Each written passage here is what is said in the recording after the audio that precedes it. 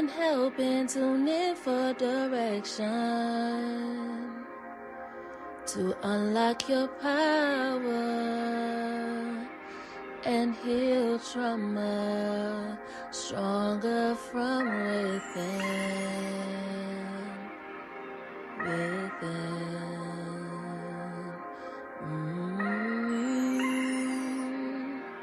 Hey, Joe. Hey. Oh, I'm gonna have to hang up. Hang up for the phone. Yeah, I got you on double time, huh?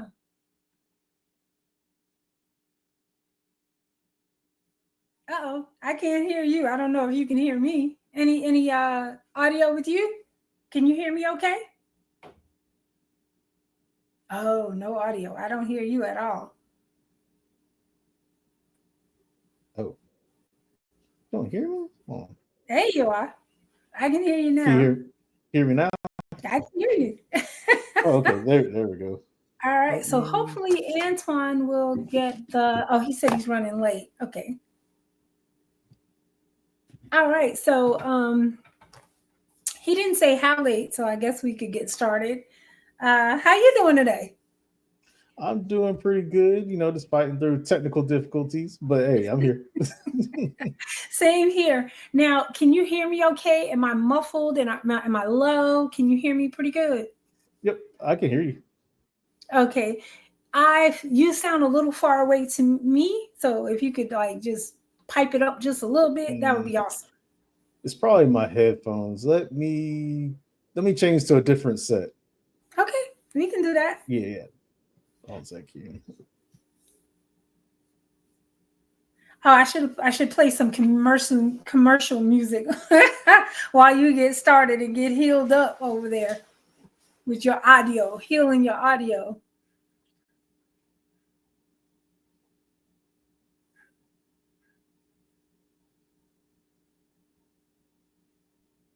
Oh, well, I don't know. Joe can hear us. Oh, you're muted. Okay, I got you. I see.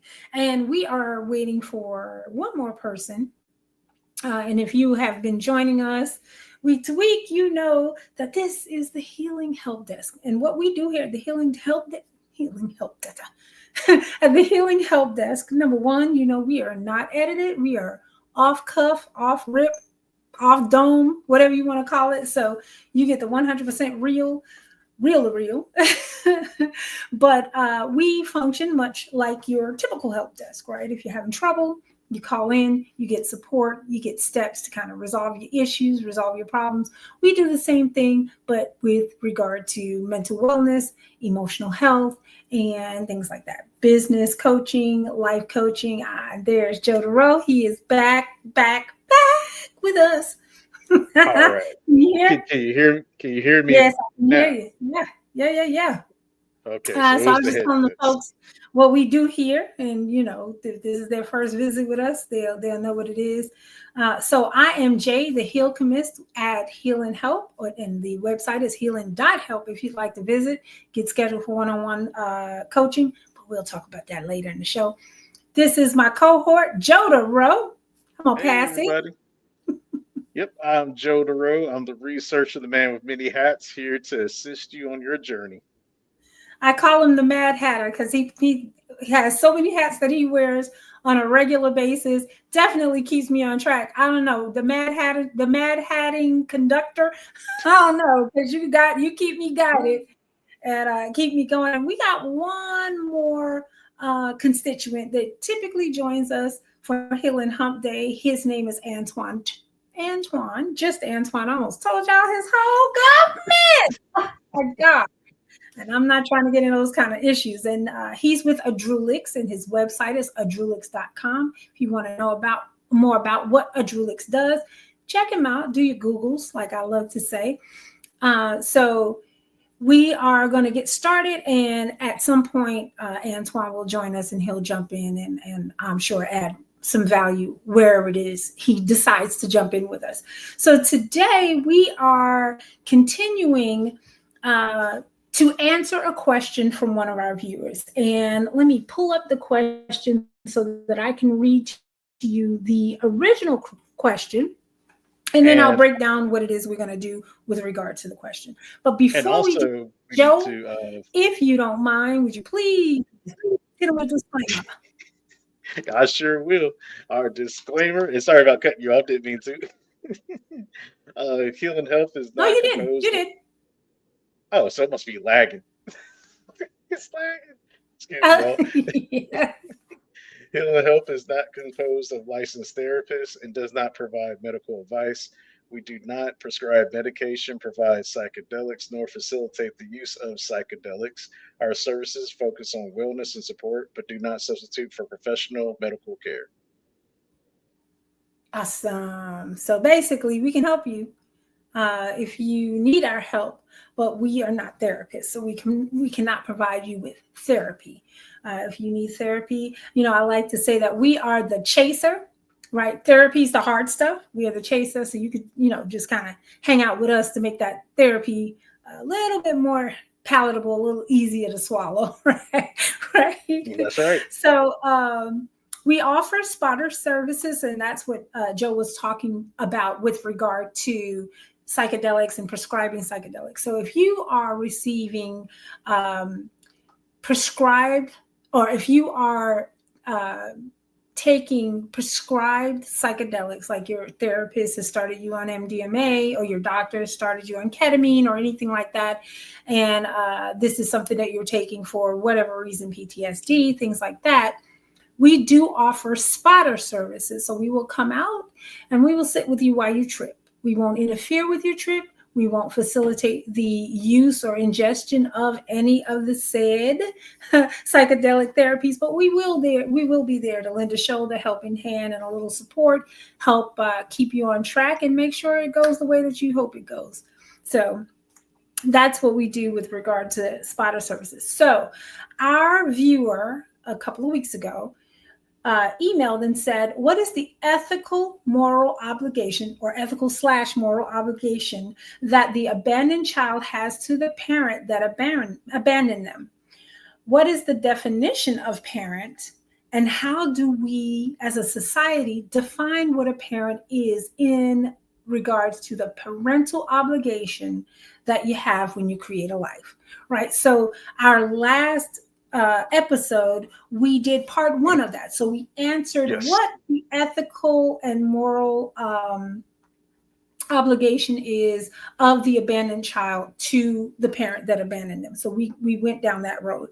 So this episode, we're going to tackle the second part of that, which is, what is the definition of a parent, right? And I know that sounds like, duh, it's a parent. Well, no, what does that mean? Because that means different things to different people in different cultures. Even within the same culture, different families have different meanings for what that and what that looks like, right?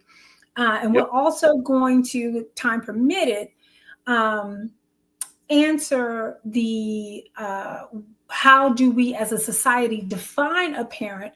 And this is just from our perspective, right? And we would love your input. We would love your comments and any perspective that any of the viewers can add to what it is we're discussing today. We absolutely welcome it. We would love to dive deeper into this, have a bigger discussion, and have more input and information with regard to this topic. What is the parental obligation once you create a life, right? And when you're creating a life doesn't necessarily mean that you're raising that child. You created the life, then what? What does that look like? What is the obligation there? And does that differ from person to person? Does that differ from male to female? What do you think? Right. And also, I don't know if we tackled it the last time. We might have it, but also, correct me wrong if you already mentioned this, my bad, but society's view on what a parent is. And what society, right? Because yes, it may differ. Like I was saying, culturally, it may differ, may not, but that's what we want to kind of dive into, dissect a little bit, talk a little bit about. So, this is still part of our family ties discussion. And you're going to see me kind of veering back and forth because I definitely want to stick to my notes. The most important thing to me is to answer this viewer's question as much as possible, give some insight, and give our take on what we think some of the answers to some of these questions are. That's right. So I don't know, Joe, if you wanted to kind of start, you could hit it with whatever part of that 3-part second half that I brought up. Like, I guess, let's, if you don't mind, do you want to start with what the obligation is once you create a life? Because that's, I think, is the beginning of it. Like, creating a life is where I think the foundation is for the answer to the other parts of that question. Yes, and I was looking over my notes, see what I have here, and so I know from what I was researching too, and also know that we part of the obligation is to offer you might have the to project a emotional. little bit more. You still kind of sound far away. You might have to Kind of raise your voice muffled. a little bit if you can. Let's see, it's probably. Can you hear me now? I can hear you. It just sounds very low. Like you might have to. Yeah, I'll try to raise your voice. I know that's not your stilo, but.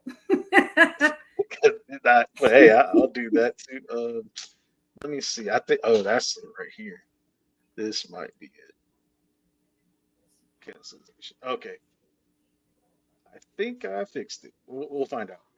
But also I would think it would be to offer obligations to offer that emotional stability I hate to and say this, love. but you sound further away Just, now than you did before. It was it was louder before.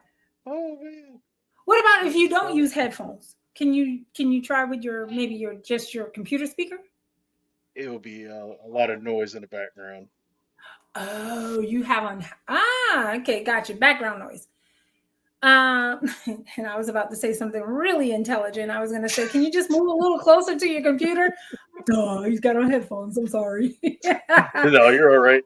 How does it work now? Can you hear me now? Yeah, that's way better. Yeah. I just clicked on some settings, so it's always good to click on some settings. And oh yes, Antoine, he's in the chat.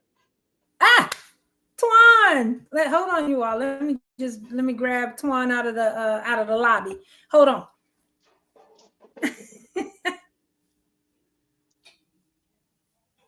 He's coming in. I promise you, he's coming in. Oh yeah. And Twan, I don't know if you can hear us, but you are on mute, and we can't see your adorable face. Where are you? I'm moving, but I'll be steady in about 10 minutes or so. So you break dancing? What you doing? You pop locking, dropping? What you doing? I'm driving. Oh, you're driving. Okay. Yes, I'm listening in. I wanted to be a part. I asked a little bit earlier because I could have been stable, but I guess you didn't see my message, so that's understandable. Because I was moving then. Sorry about that. But I tried to put it on the program board. You know how we do. We get just disorganized and dysfunctional. And I didn't have my iPad where I normally communicate, but it's all good. We are here. Very good topic. I'm ready to dive in. So let's go, Joe. What you got to say? And I'll tag in when I get a chance. Okay. No problem. Before you go, Joe. So up till now, Antoine, you heard pretty much what we were talking about, like where we were going to start. Yes, I got most of it. Okay. Okay. Cool. So I can pick up from the rest. Yeah. Okay. Yep. So we're starting off with what the parental obligations of like when you create a life, and just some points that I was researching up, like providing safety and food and shelter, like subsistence. Can you still hear me good, or am I still low? Oh, okay, cool. Then offer emotional stability and love, and then we have teach values, the social norms and responsibilities, and also guide the child toward independence and self-awareness. And also it could be that you're that model behavior, like the child is looking at you and your behaviors too that you go throughout. So they're mimicking you. So those are just some points there we could talk about that I was looking up from there. And I think the most will be, can you provide food, shelter, and that's one big obligation of once you have a kid.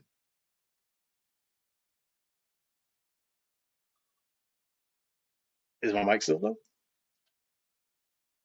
Oh, it's my internet now.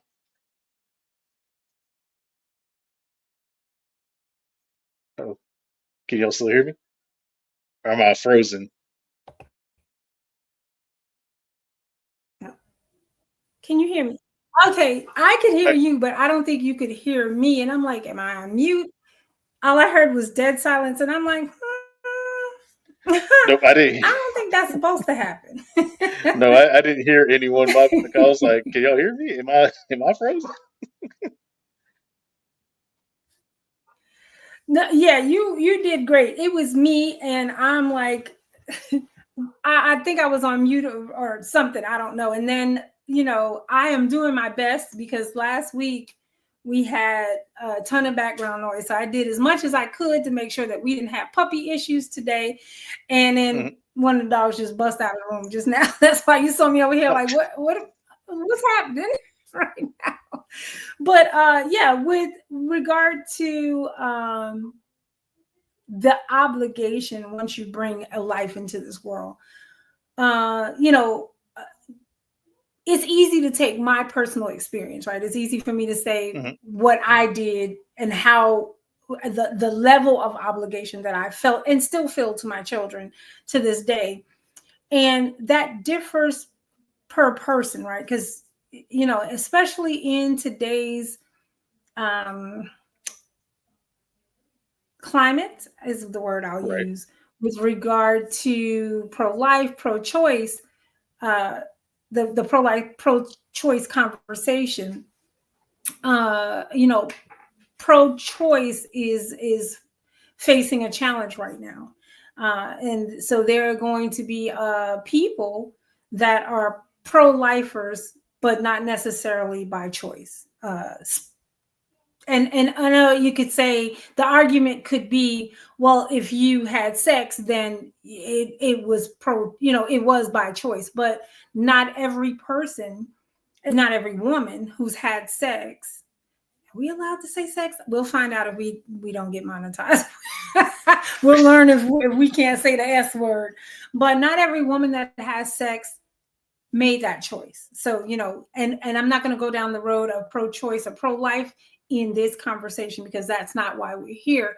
But for some women, the obligation ends at delivery.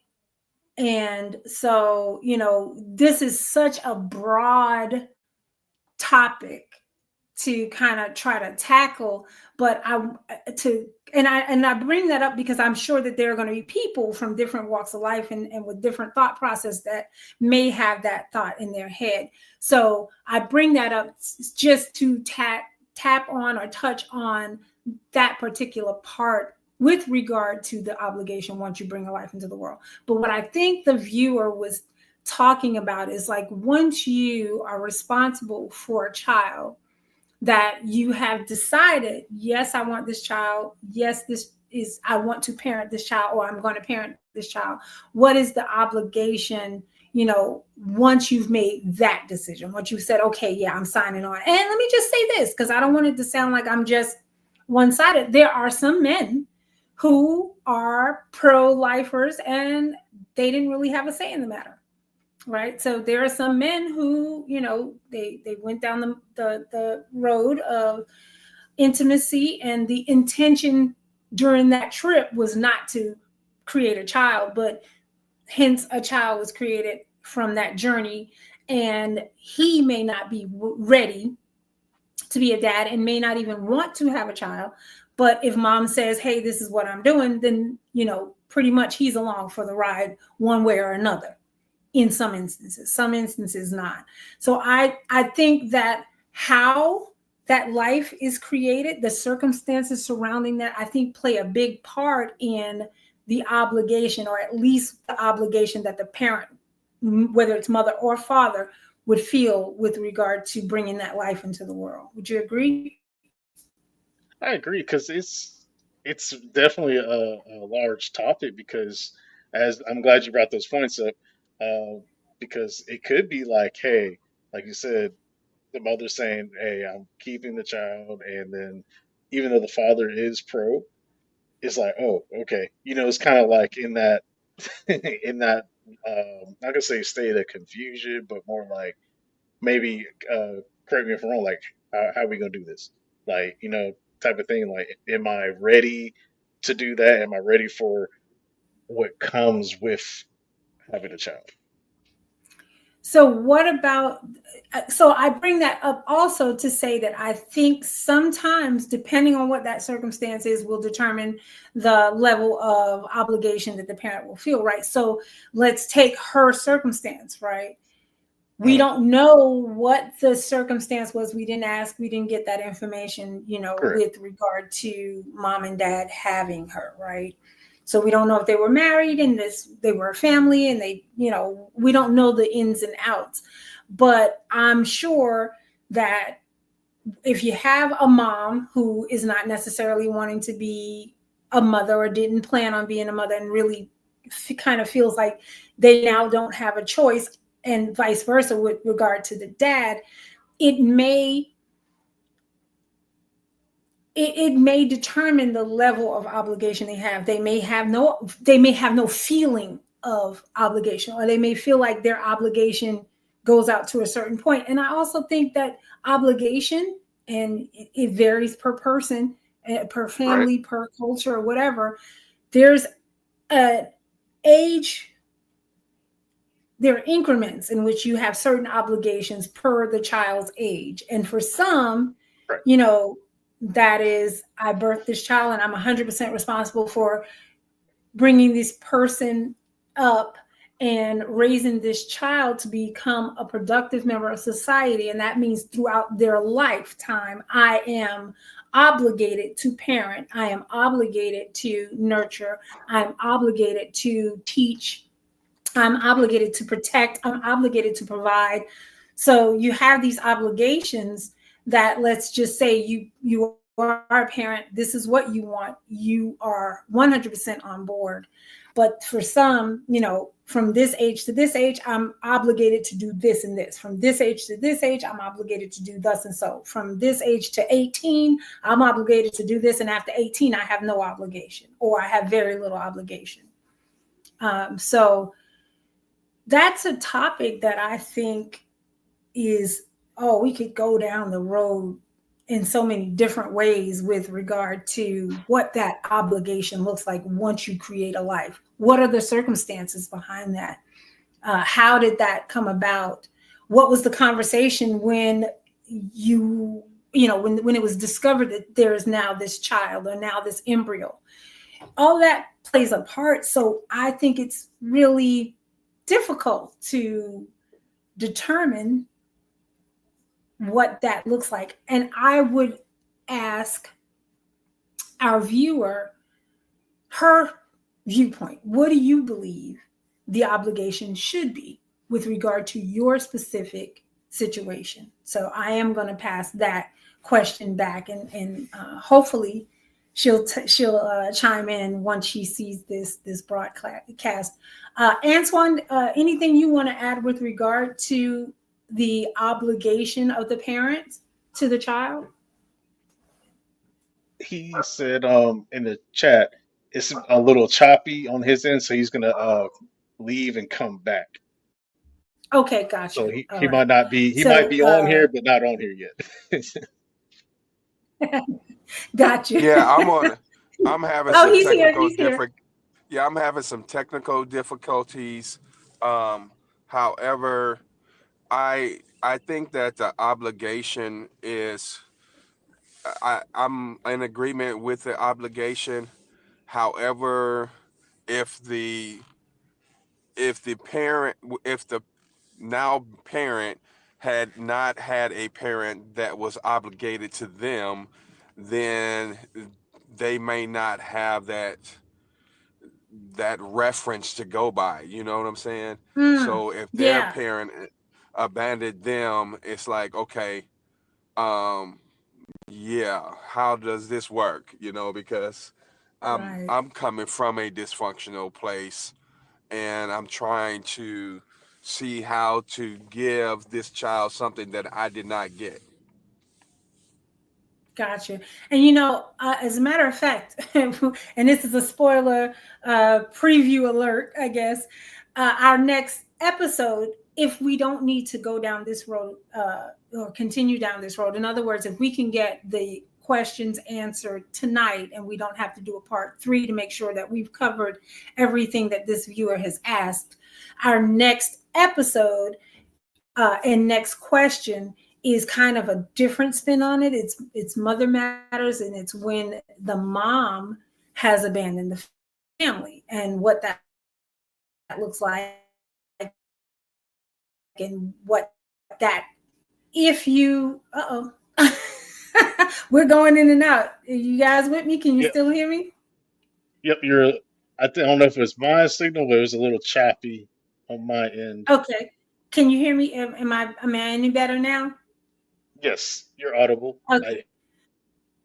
So with regard to that, right, Antoine was saying, I think that he thinks that the type of obligation or type of parental obligation that your parents displayed plays a part into how you adopt the obligation with regard to being a parent, right? And I so get that, because this other topic or this other viewer, part of the issue with mom abandoning was that mom's mom abandoned her when she was a kid. And it was almost like, the viewer said they could tell that the mom of the children that were abandoned did not have the maternal instinct. It was almost like there was just not a maternal bone in her body. There was just nothing that seemed to come natural to her. And of course, he didn't realize this until after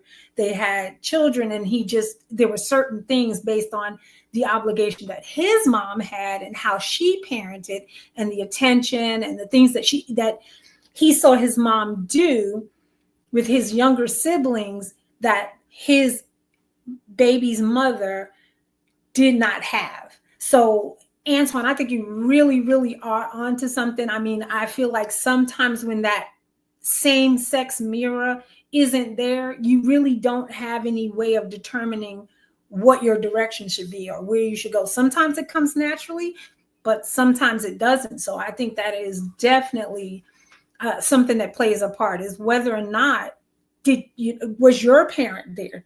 Did your parent really dive in? Were they as oh God, what's her name? Now, because I'm on the spot, I can't think of her name, but were they tuned in, tapped in, turned on in your life? Were they really dialed in as a parent from the time of birth until, and with regard to her question per se, and given the information that we know about the age and relationship between her and dad, and how he left and then they kind of came back together, and she was kind of estranged from him. She really didn't have the same relationship and interaction with him that her siblings had. So there's now this pressure on her to show up in the relationship with him from him the way that her siblings do. So I think her question with regard to the obligation of the parents once they create a life is her wanting to know at her age now and dad's age now, what obligation does he have to her, since he was the one who created her, since he was the one who brought her into this world. And that, I would say, and this is just my opinion, it's so difficult for us to say, here's what that should look like between the two of you, because Right. we don't know the two of you, right? But I would say the easiest way to likely get that question answered is just to flat out ask him, Dad, I wanted to talk to you about something, and I just am curious with how you view your obligation to me as a parent right now, and how you view my obligation to you as a child. Like, what is the expectation of me as your child right now as we stand, and what is your obligation for what you should be expected to do in our relationship as it stands right now? And then I will share with you what I believe that is. And then that's an opportunity for dialogue, so that you can get on the same page if you're not, based on that conversation. And I think you put it very well like that and helped me understand a little bit more, because that is a conversation that needs to be had. Because you're basically just getting it from the source, as I always say. Like, hey, if you want your answers, you got to go to the source and ask that question, because Absolutely. it can be speculated that, well, maybe after so many years, I hit this certain age that, well, you're not obligated to nothing. You really don't have to talk to me if you don't want to. And I think that goes back to what we said. Like, if she didn't communicate in his way, correct me if I'm wrong, that there will be, I don't know, we said it'll be no communication at all, or it's just frowned upon on the way she's communicating with him, because that's not the way he wants her to communicate. And that could also follow on how her brothers are communicating with him too as well. So what's their Right. communication style with him? Is it the calling every day of what they're doing? And I'm glad you said that. So is that expectation of them calling every day or accepting his calls every day the same expectation that he is putting on all of them? Like, hey, if your brothers could do it, you could do it. Yeah, because I think and if I remember correctly, I think you're right. You're on the right track with regard to the conversation of the last episode that we did. Part one of this was the dad was kind of like, well, if I don't get this level of communication, and we're paraphrasing, of course, then I'm not going to reach out. And it was kind of like our viewer felt like, in order for them to have a relationship, she felt like his expectation was for her to carry the communication, was for her to reach out to him. And, and so that was a little bit frustrating, because she has her own style. She's a little more introverted than her siblings. So there was a little, there are nuances to the relationship between her and dad that I don't think are in place with regard to the other siblings.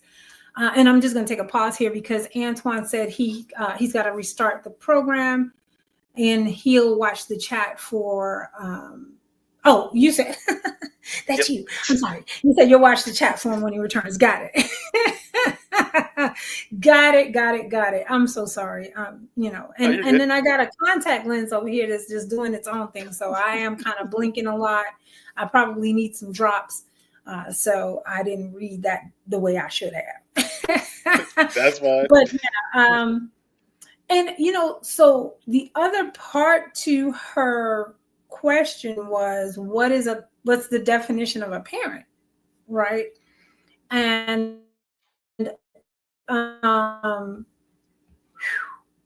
that is subjective. It's very subjective. So I know what the general consensus is for what a parent is. It's a mama and a daddy who got together and had a baby. I mean, and that's the baby the general... is the seed of both the mama and the daddy, biologically, right? Yes. But we know that is not the end all be all with the definition of what a parent is, because there are. Okay, so I have children that are not my children, that I did not birth, but they're my children. And I say that, when I say that, I mean, they look to me like mama. I'm mama. Right. I will help them. I'll support them. If I got money and they need it, they can get it. If they need a place to stay in, I got it. I got a place for them. They got a place, that kind of thing. Um, what about parents who didn't procreate and they now have this child that they're responsible for? They're still parents. Yeah, they are. What about grandparents who are, for one reason or another, left to care for their grandchildren as parents? They're still parents, even though, hey, Welcome back. look who joined us. Made it back. Awesome. You got All it. right. Now you getting pulled over because I see flashing I lights. know it's What's flashing happening? lights. I'm gonna turn the camera off until these lights start flashing in my face. No, I'm not getting No, come pulled on over. back. So I'm not getting that's pulled over. okay. Somebody just in front of me with their hazards on. So Oh, No okay. problem. That or you at the club, one or the other. yeah, It's giving and it's discotheque. going down. It's going down. I That's right. love it. Yeah. So we were just kind of talking about the definition of a parent, I think, in my opinion, varies from family to family, just like the definition of family varies from family to family, right? There are people who, and this may sound off putting, but there are gang members who believe and feel wholeheartedly that their gang members, their affiliates, are their family. My husband's in a Hmm. Yes. frat. That is his family. So family takes on a whole lot of different uh, appearances. I'll use that word, the different appearances. And I feel like parent does too. Right. What you guys think? I definitely agree. And it's hard to define because in my opinion, society as a whole is dysfunctional, and it's Yeah. dysfunctional on purpose in a sense. Mhm. And we don't have a well defined view of parenting to like go by, right? Mhm. Because we're emotionally bankrupt as a society as a whole. And I think that I don't want to sound like a conspiracy um, Sound theorist, like you sound, but brother. yeah, I think it was just on purpose, and Hmm. because we are driven by emotions, and if we're not emotional healthy, then we can't make great choices, and we can't really see what's going on, right? Because whatever is shown to us, we gravitate towards that and feel some type of way about it, and then that leads us on a path, so we're directed on that path. Does that make sense? It makes um sense. So let me ask you Yes, this, that makes because I sense. I I think you're spot on. But do you think that sometimes it can have the opposite effect? Like, you see all of these things uh, that affect you negatively, leave scars, leave lasting impressions. Do you think that sometimes as a child, um, you can say, when I have my own children, I'm not going to do that. When I have my own children, I'm going to make sure. Do you think, I guess what I'm saying is, do you think that the dysfunction in some way can be the default blueprint on how to do it good or how to do it right? I think that it can lead to a quest for, I don't think you're just going to stumble on it, right? You have to be intentional on, hey, I'm not going to do this, so w- how can I position myself? What do I need to learn? How do I need to grow so that I can be this person that is not emotionally driven? I'm an emotional being, but it doesn't have to drive me, right? It doesn't have to drive all of my Mhm. decisions. And so you have to be very intentional on learning ways of managing your emotions. It's not, instead of having your emotions manage you. And I would like to add, Mm, I think okay. it could be the default. Like, no, not default, but I think it could be like on what you said. It could change the habit, but also I see it Mm, as if it's not really. I don't want to say not really. I'm not trying to say talked about, but if it's not really, um, I guess we'll use talked about. If it's not really talked about, how that what you've seen, like let's say, or we'll say for example, hey, a parent is probably an alcoholic, right? The child's growing up and sees that parent being an alcoholic, they say, "I will never be that," right? Yes, we'll say in this situation, and that yes, that happens, right? But at the same time, mhm. to what extent will that resolve be? How does that resolve show up when they're older? Well, Like, I know it, I've spoken to a couple of single parents. Some have been men, some have been women. Sometimes people are they do what they see, and so one of the phrases that I hated when I was growing up was don't do like I do like I say. Kids don't do like you say. They do like you do. So if you're setting that example for them, most often than not, they're going to follow that example.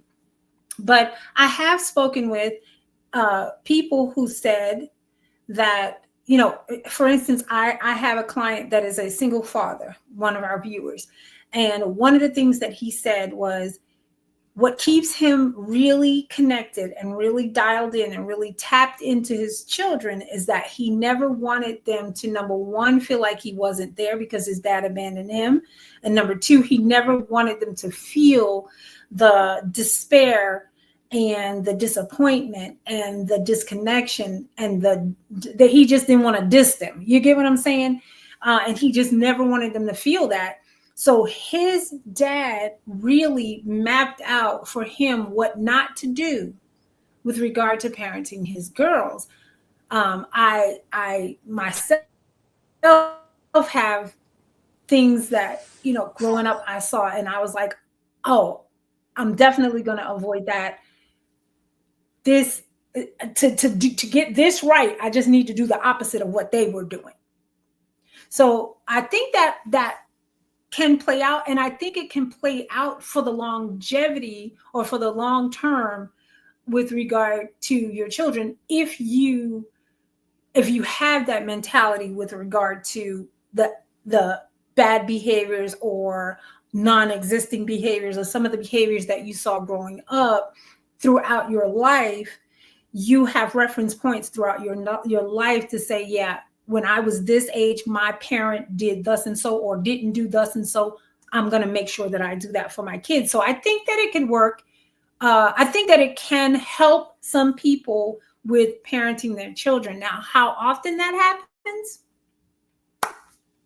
That is the question. Like, how often does it happen that the bad behavior or the neglect or the abandonment of a child results in that child, once they become a parent, doing the opposite and changing that trajectory, changing that family curse, or oh, that's not a. I mean, I'm for lack of a better term, we're going to use family curse, but pathology or behavior or whatever.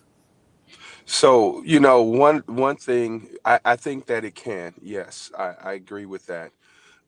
Sometimes we have to be mindful of how we approach certain things, because if it's a response to a negative situation, it can lead us to an extreme on the other end and not have a balance, right?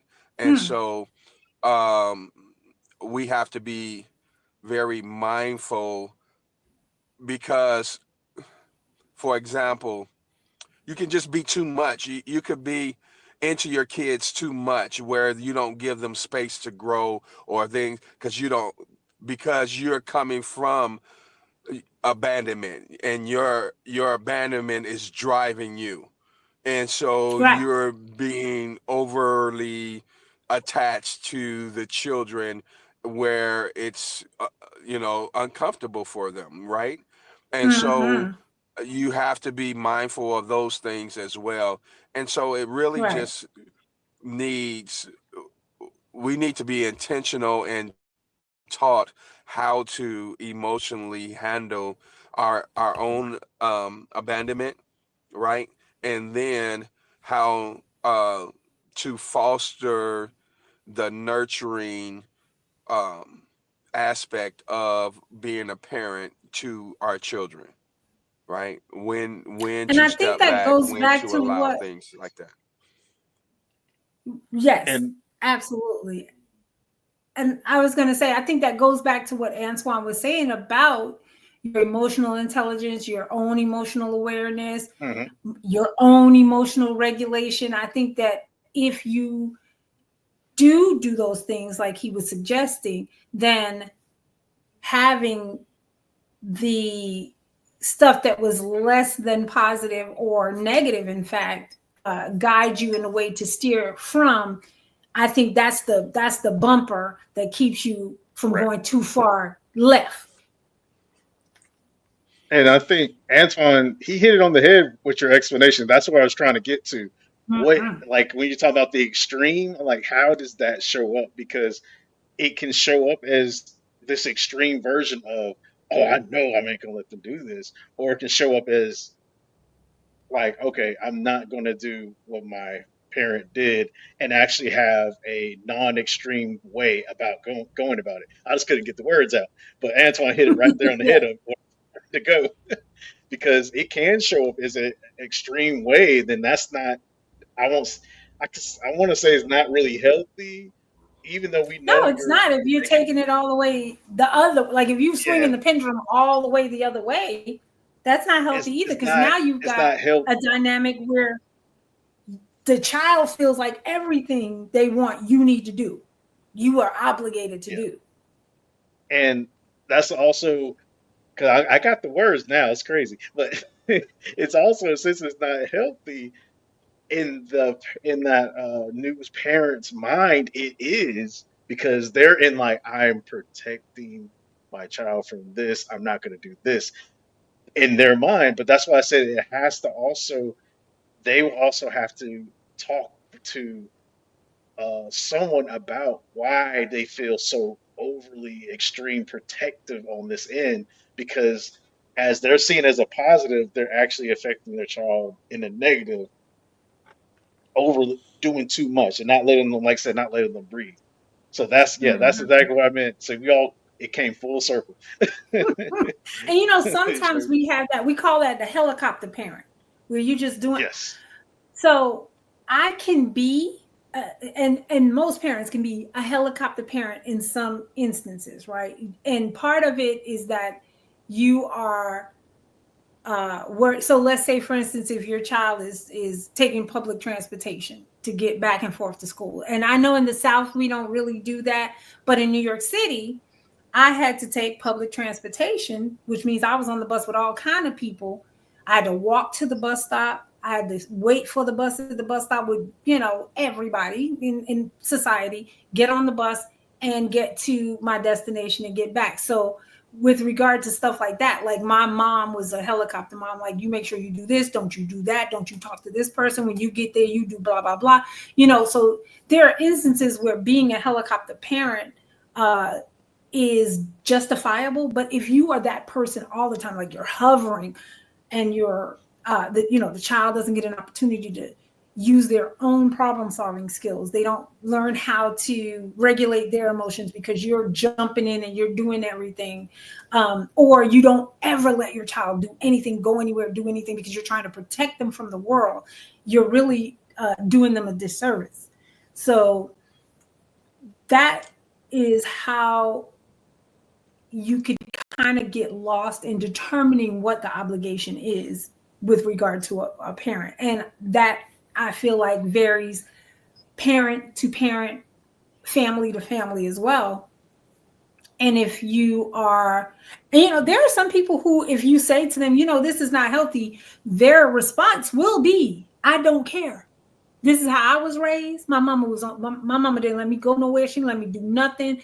You know, she protected me from this, that, and blah blah blah. And I'm gonna protect my kids, even especially in today's society with how you see everything everywhere. It's enough to make you think that the world has creeps waiting outside your door as soon as you leave to get you, particularly, right? So Yep. it is.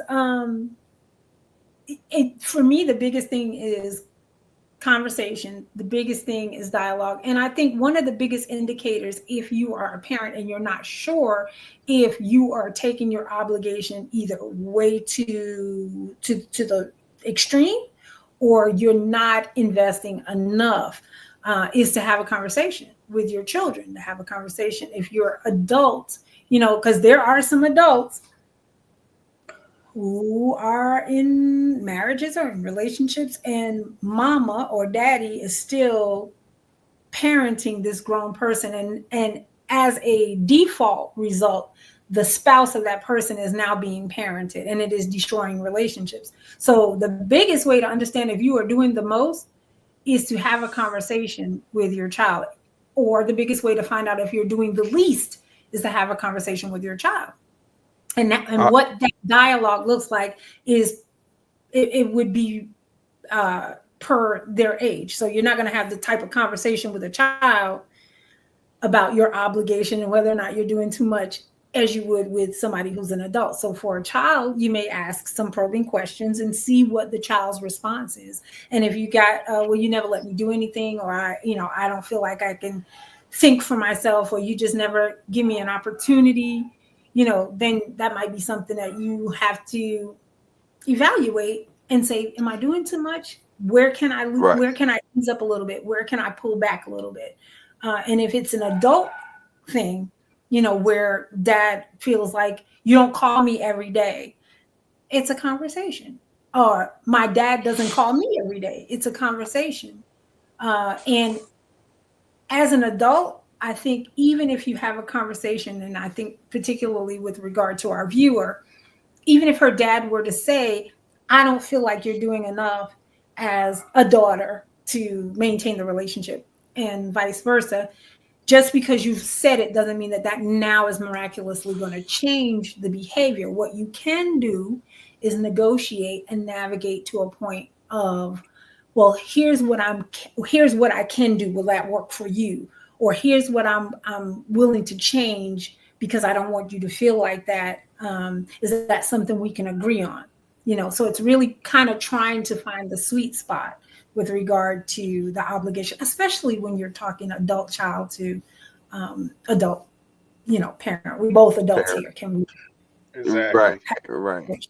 I wanted to chime in real quick. With having conversations, I listened to a book called Crucial Conversations, and I think I might have mentioned it before. You did. But I this love book that. talks about, the safety having.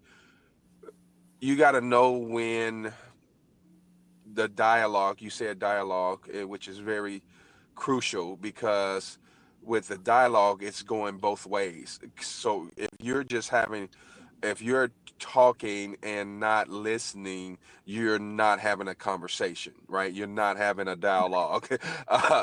And sometimes as parents, we come that way. It's like, if you don't say what I'm listening Uh-oh. out for, then I'm going to cut you off, and I'm going to, you know, I'm I'm going to steer this conversation the way I want it to go. And so one of the things that it talks about in, having a dialogue, is creating safety, right? And safety for the other person that you're communicating with.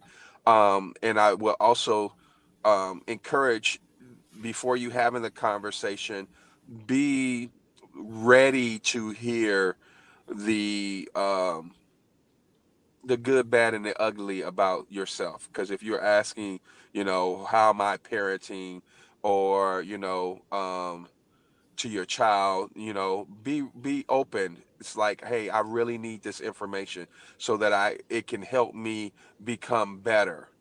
right? And you got to resolve that in yourself, Yeah. because if you go into the conversation, well, they better say, or it's yeah, you already defeated, right? You're not going to Yeah. get what, Yeah. and your child may be used to you already being this way, like, hey, my mom or my dad, they really don't want to hear what I have to say. They have it determined on what I should say, and so I'm just going to give them what I should say.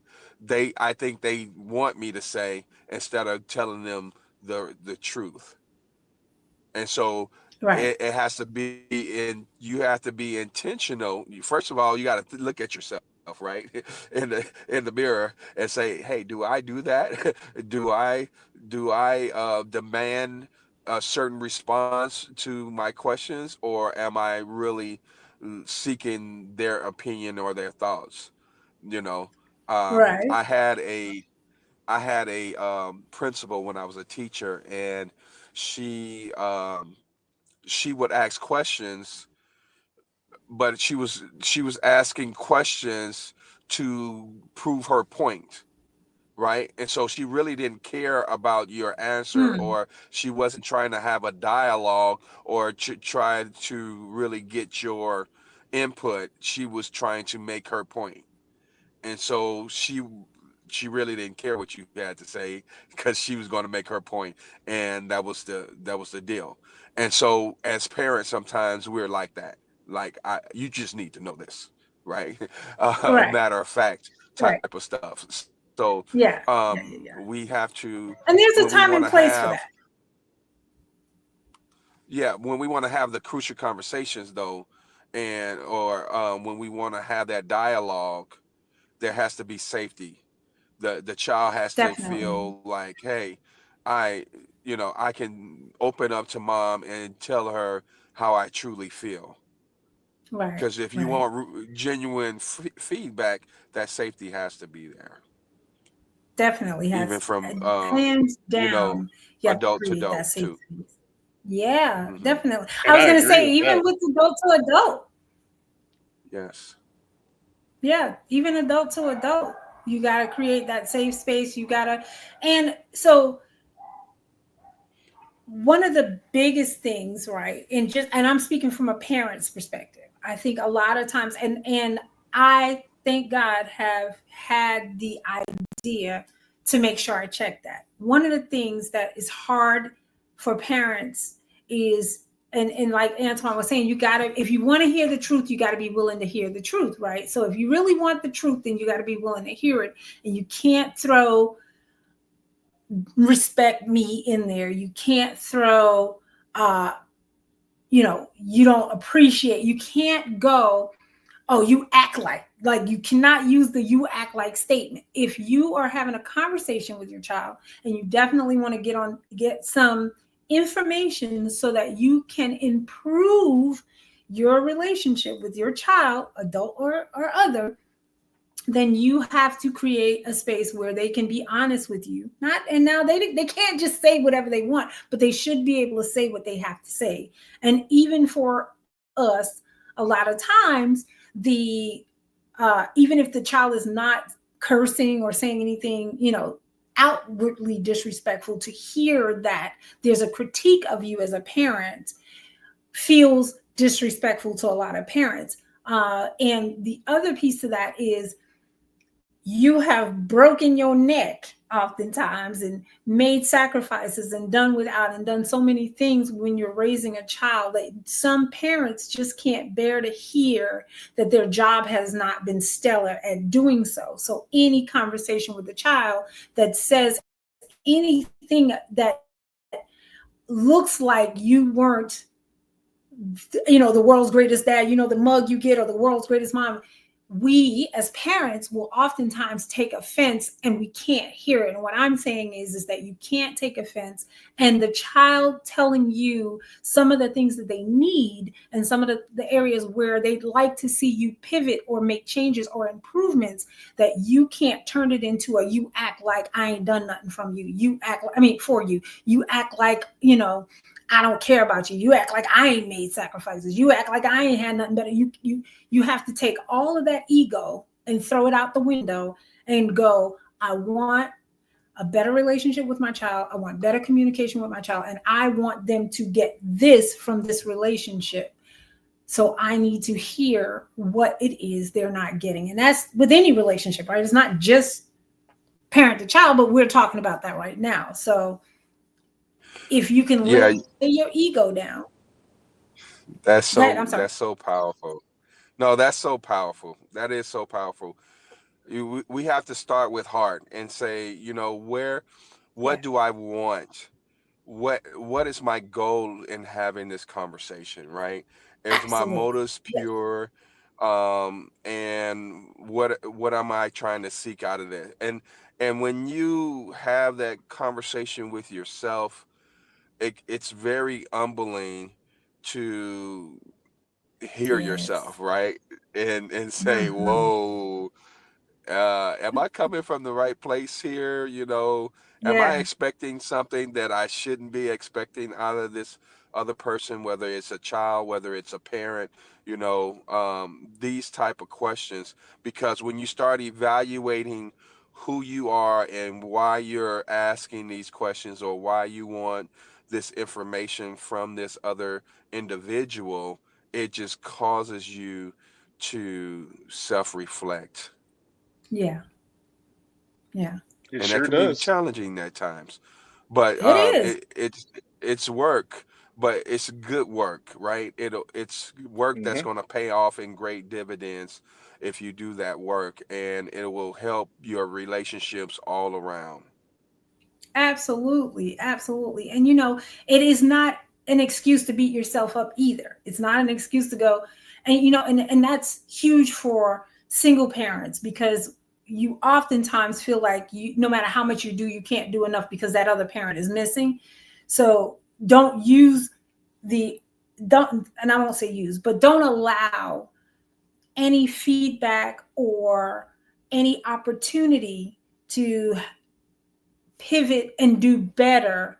Don't allow that to be a beat yourself up moment. Like don't take that as, oh, my kid is not happy with some of the things I'm doing, or or I'm failing in this way. Because I'm just going to tell you, no matter how hard you try, no matter how great your intentions are, no matter how much information you got, no matter how many books you read, and no matter how much therapy and counseling and coaching you go through, you're going to mess something up.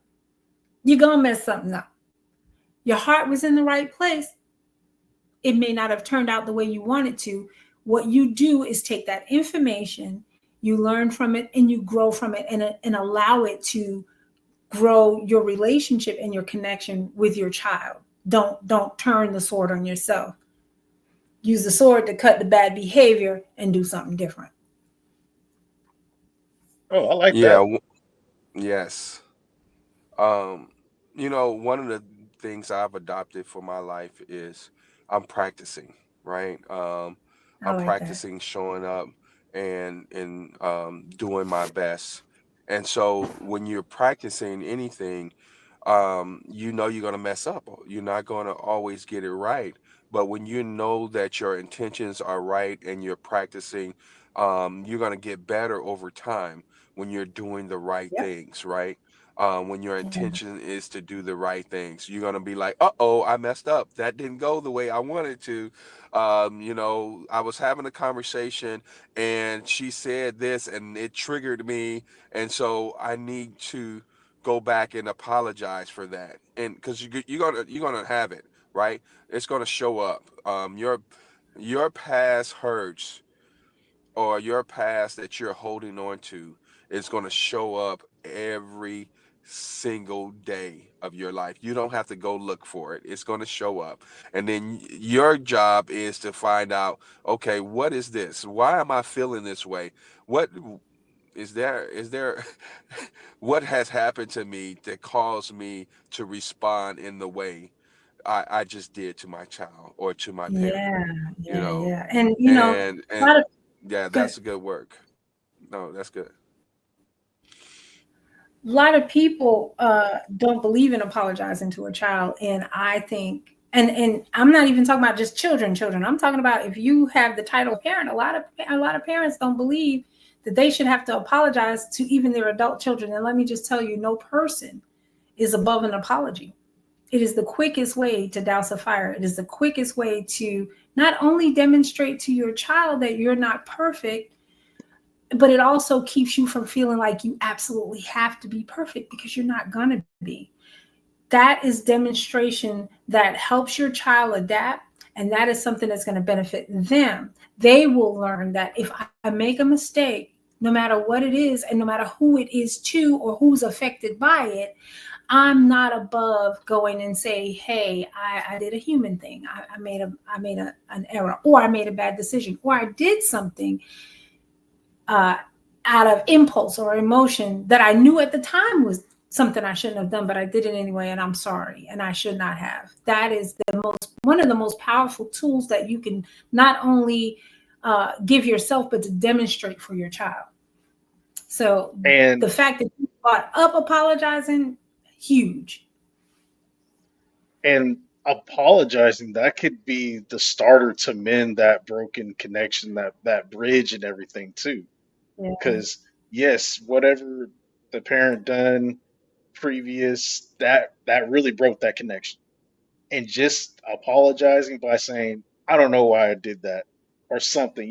It doesn't have to be, I'm not gonna say it doesn't have to be true, but if they truly don't know why, because it's been so long, why they acted it, but they did apologize for said actions, that's a start.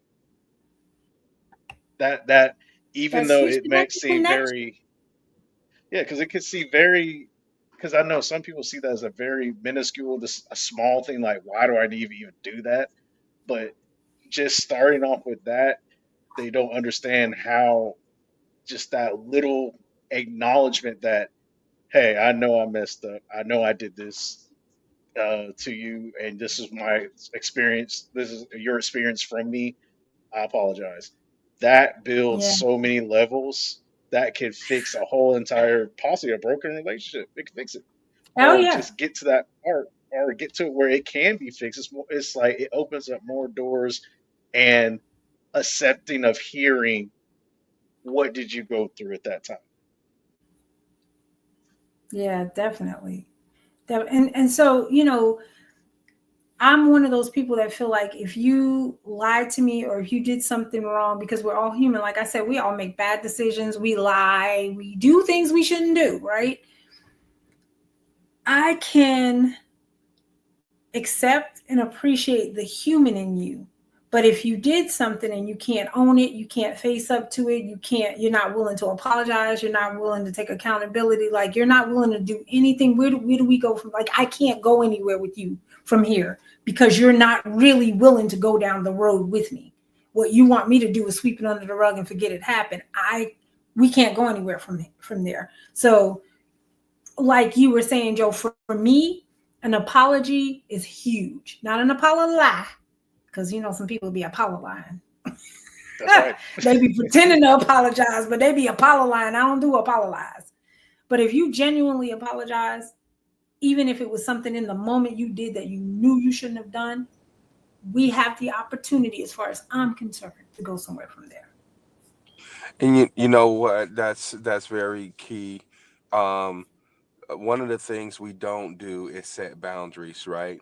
And so what you just did is demonstrate a boundary that you set. Like, hey, if this person can't apologize, there's no moving forward, right? And if it's not a genuine, hey, I did this, because sometimes people will say, I'm sorry, just to try to get it over. But what you're Hmm. sorry for? Well, Yeah, I'm sorry you feel that way. But why do I feel that way? Yes, you know what You I'm that know? saying? part. And so getting to that getting to that place where we are able to set boundaries, because I'm going to say this, and I know our time is well spent. Yeah. Frustration comes a lot of times when we have expectations for people that we don't fully communicate, for our children, for our Yeah. spouses, for our significant other. And when they don't do what we want to, it frustrates us. The Yeah. other part of frustration is when we tell people what we want, but we don't set boundaries. Like, okay, if they don't do what I want to do, what am I going to do in response to this, right? Mm-hmm. Right. And then we are frustrated again because I told them not to do this. I expressed how that made me feel, but they still did it anyway. Okay, well, Do there's you no think a big part consequences of tied that to is expressing it. it to them also? Like when you set that boundary, when you're saying, okay, I'm going to have a conversation with them, and if they are not willing to do thus and so, here's what I'm willing to do. Do you think it's good to say to them because some people will set a boundary, but then there's a consequence that they don't share. Do you think it's important to share the consequence as well? Sometimes, Yeah. sometimes, Yeah. one sometimes I mean, it doesn't matter what if you tell them or not, they just probably ain't gonna do it anyway. However, you need to be able to make that you know that decision on your own on what you're gonna do if they approach this situation this way again. I Hmm. have an example that I use. Say if I loan out $500 and I say, You doing okay, that? any I need to get on that line. no, I'm just I'm just using this as an example now, to Oh, give the my bad. Okay. viewers a model to use for different areas of their life. And so, for $500, I'll loan up to $500, and but my boundary is that it has to be paid back in a month. Okay. If the person Hmm. doesn't pay it back in a month, they won't borrow anything else from me, monetary. Okay. Any more money from me. Okay. So I explain Okay. that to them. So say if Joe, I don't know why I'm using you, Joe, but say if Joe That's okay. uh, borrows some money from me and he says, "Hey, hey, Antoine, can I borrow $1,000 because I need to do XYZ?" I say, well, Joe, you know what? I'll only loan up to $500. But with this Hmm. $500, I need it back in a month. And so if you can't give it back in a month, you probably need to just borrow how much of this $500 you can pay me back in a month. Now, Right. Okay. if you have a problem and you got to pay it back later, I understand, but and I want you to communicate that with me, but I'm probably not going to ever loan you money again Still, because even if they communicated their dad. even if they communicate with me, 9 times out of 10, well, it may be 1% or 10%, uh, that I would say, okay, I'll give you a break. But 9 times out of 10, I won't give you a break. So just Is know there? that. So know how much you think you can pay me back is how much you need to borrow. And That's so awesome. if our relationship falls apart because of this loan, let it be known it's because I communicated very well my expectations. And if you choose to have a problem with me after I won't loan you any money because you were late giving me my money back, then that problem is your problem, not my problem. I'm changing your name to 50 Cent because you can't borrow money from 50 because he gonna get. Listen to me, Antoine from a Druids and 50 Cent. Don't borrow no money from him if you ain't getting it back because you're gonna get dragged. But guys, we're at 9:15. We're 15 minutes over our usual. Um, I don't know. Maybe we can chop it up, see if we want to do a part three or because I think there is a part of that the original question that we did not touch on today. We kind of got into uh, the obligation part, which is great. This was great dialogue. I really love it. So I think that maybe next Sunday we'll do part three and we'll leave it there and then we'll move on to the next viewer. Any final thoughts? Anything you want to say before we check out and I start the outro for us to head out?